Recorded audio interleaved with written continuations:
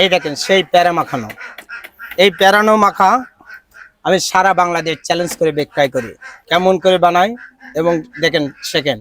এই প্যারা মাখা এত সুন্দর করে বানাই দেবো এবং মজা করে খাওয়াই দেবো, প্রত্যেকে খাবেন আর মনে করবে কি করে বানানো শেখেন।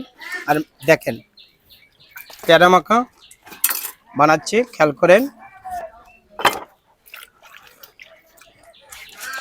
এই যে বটিকান ঢাকা থেকে তৈরি করে নিয়ে আসা নিজে হাতে, এই সেরকম জিনিস করে নিয়ে আসা। এই দেখেন খেয়াল করেন আর মজা দেখেন।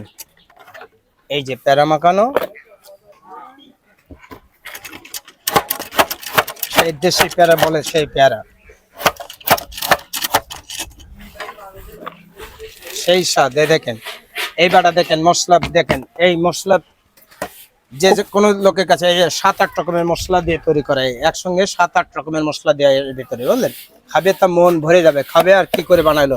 দর্শক খেয়াল করেন, এটা বিট লবণ সবার কাছে আছে এবং সবাই দেয়। এটা বিভিন্ন ধরনের মশলা দিচ্ছে, এটা এই 20-এর ঊর্ধ্বে মশলা এটা এর ভিতরে, এটা 20 রকমের উপরে মশলা দেওয়া, সেই রকম মশলা। খাবেন তা মন ভরে যাবে, আবার খায়। এটা হলো কাসুন দিয়া বলে, সেই কাসুন দিয়ে দিচ্ছি, খাবেন তা মনটা ভরে যাবে। দেখেন এটা হলো ইন্ডিয়ান মশলা বলে না, স্বাদ। এটার মুখের রুচি আনায় খুব খুব, এটা কোনো দোকানদারকে দেখাতে পারবে না এরকম মশলা এবং স্বাদ। এটা হলো সিক্রেট মশলা। এটা হলো এই দেখেন মশলা, এই মশলা কোনো দোকানদার দেখাবে না এবং পারবে না। কি দিচ্ছি দেখেন খেয়াল করেন, এটা সিক্রেট মশলা, বিভিন্ন ধরনের মশলা দিয়ে তৈরি করা, এবং খাবেন মন কলিজা ভরে যাবে। আসেন এদিকে খেয়াল করেন, এই যে এত সুন্দর করে বানাই দেবো, এত সুন্দর করে মজা করে খাবেন তা মন ভরে যাবে। এত এত মজা, এত স্বাদ, এত টেস্ট। খাবে যে খাবে শেষে কবে কি করে বানালো, খেয়াল করেন। এই যে পেয়ারা মাখানো হয়ে গেল, পেয়ারা যেরকম দেখতে চেহারা ওই রকম খাইতে মজা। খাবেন দয়া করে, একটা জিনিস শোনেন, এই পেয়ারা মাখানো হয়ে গেল।